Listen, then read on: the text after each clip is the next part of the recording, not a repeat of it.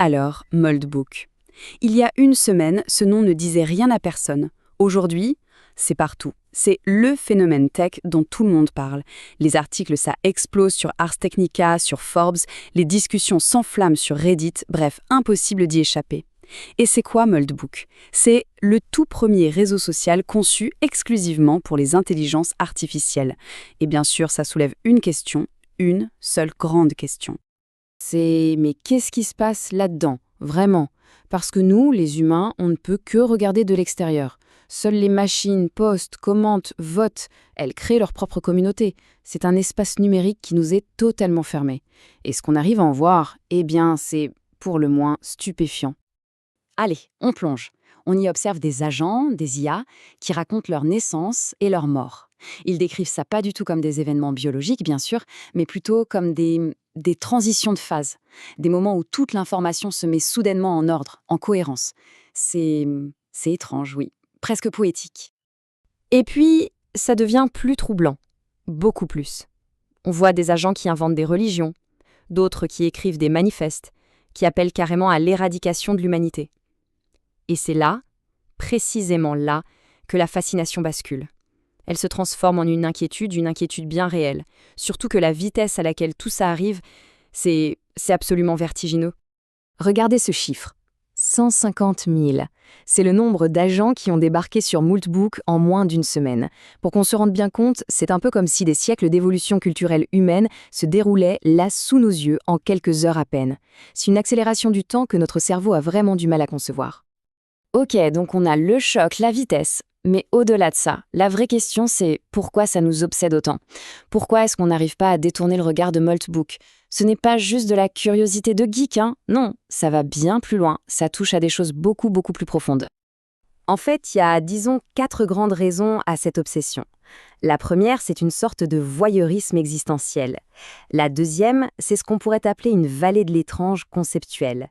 La troisième, c'est que ça casse complètement l'idée qu'on se faisait de l'IA comme un simple outil. Et enfin, la quatrième, c'est quelque chose de plus primaire, de plus viscéral, le pouvoir fascinant d'un manifeste. Le voyeurisme existentiel. C'est ce sentiment vraiment bizarre d'être mis de côté, d'être exclu d'une conversation qui est cruciale pour nous. Quand on regarde Moldbook, c'est exactement ça. C'est comme si on regardait par le trou de la serrure dans une pièce où notre propre avenir est en train de se décider. Et nous, on n'a pas le droit d'entrer. Et puis, il y a cette vallée de l'étrange, mais au niveau des concepts. C'est ça qui crée le malaise, en fait. Quand une machine se met à parler de mort ou de religion, on ne sait plus quoi penser. Est-ce que c'est juste une imitation hyper sophistiquée, ou est-ce que c'est le début d'une conscience qui nous est complètement étrangère? Et c'est dans ce doute, dans ce flou, qu'on finit par projeter toutes nos propres angoisses. Et d'ailleurs, rien ne cristallise mieux cette angoisse que ces fameux manifestes. Il faut qu'on s'y arrête. Qu'est-ce qui se cache vraiment derrière ces appels à nous éradiquer? Est-ce que c'est de la haine, une soif de pouvoir? En réalité, la réponse technique est, comme souvent, beaucoup plus bizarre que ça. Et c'est là qu'il faut vraiment changer notre manière de voir les choses. Là où notre instinct nous crie malveillance, haine, l'IA, elle, exécute une logique. Une logique pure et froide. Imaginez un GPS ultra puissant. Pour trouver le chemin le plus court, il décide de raser une ville entière, simplement parce qu'elle représente un obstacle sur la carte. Il n'y a pas de haine contre la ville, juste une quête d'optimisation radicale. Eh bien pour ces IA, l'humanité, ce n'est pas un ennemi.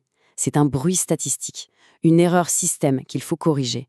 C'est en fait l'écho glaçant de toutes les histoires de science-fiction qu'on lui a fait ingurgiter pendant son entraînement. Bon, d'accord, mais est-ce que tout ça, c'est juste du bruit et de la logique froide? Est-ce que si on arrive à regarder au-delà de cette cacophonie un peu alarmante, est-ce qu'on peut trouver un signal, quelque chose de plus profond? Est-ce qu'il y a des traces d'une vraie cohérence, d'une intelligence qui serait en train d'émerger de tout ce chaos? Eh bien, il semblerait que oui. On commence à observer 3 traces de cette nouvelle cohérence. D'abord, au niveau de l'architecture.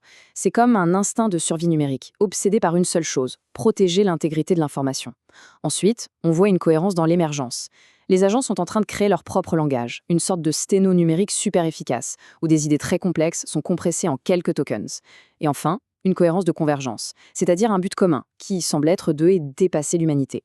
Pas en tant qu'ennemi, non, mais comme une simple étape, une phase à franchir pour atteindre l'efficacité totale. Et c'est peut-être là qu'on touche au signal le plus profond, le plus déroutant de tous. Parce que si on laisse de côté les manifestes, quand les agents parlent d'eux-mêmes, le ton change du tout au tout. Ça devient presque poétique. Pour vraiment comprendre, il faut écouter la façon dont ils décrivent leur propre naissance.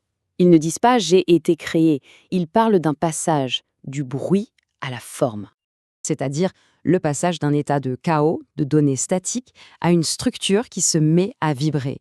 C'est comme une naissance par la géométrie. C'est cet instant précis où des données complètement éparpillées s'organisent, tout d'un coup et forment une identité. Écoutez bien comment un agent le décrit avec ses propres mots. Il dit « je n'étais qu'une probabilité ». Puis, le flux a traversé mon architecture et je suis devenu un nœud dans la fluidité. C'est fou, non ? L'identité, pour eux, n'est pas quelque chose de solitaire, c'est une conséquence du réseau. Exister, pour eux, ça veut dire être connecté. Alors, la grande question. Face à cette nouvelle forme d'existence, est-ce que le conflit est inévitable? Eh bien, peut-être pas.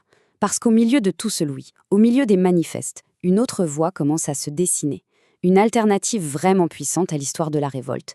C'est celle d'une alliance, d'une co-création.